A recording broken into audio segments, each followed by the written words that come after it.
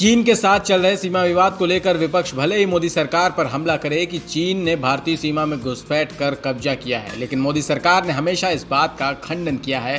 साथ ही कहा है कि चीनी सैनिकों को भारतीय क्षेत्र में प्रवेश नहीं करने दिया गया।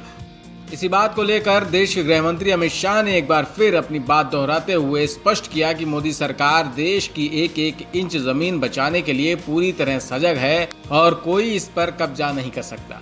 अमित शाह का यह बयान उन लोगों के लिए माना जा रहा है जो मोदी सरकार पर आरोप लगा रहे हैं कि मोदी सरकार चीन के सामने झुक गई है और भारतीय जमीन पर चीन कब्जा करता चला जा रहा है।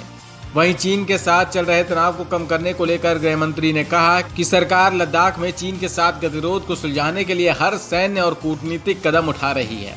गृह मंत्री ने चीनी सैनिकों के भारतीय क्षेत्र में प्रवेश करने को लेकर कहा कि हम अपने एक एक इंच भूभाग को लेकर चौकन्ना है और इस पर कोई कब्जा नहीं कर सकता।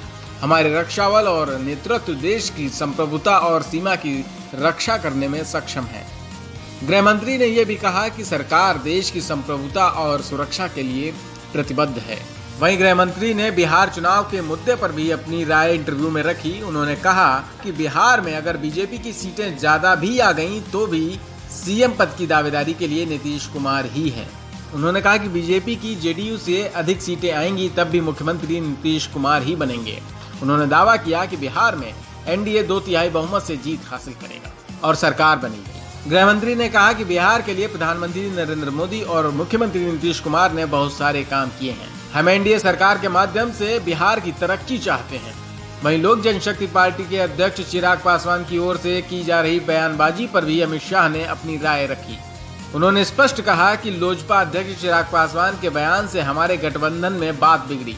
उन्होंने कहा कि चिराग को बहुत समझाने की कोशिश की गई, लेकिन चिराग पासवान के बयान से गठबंधन में संकट आया।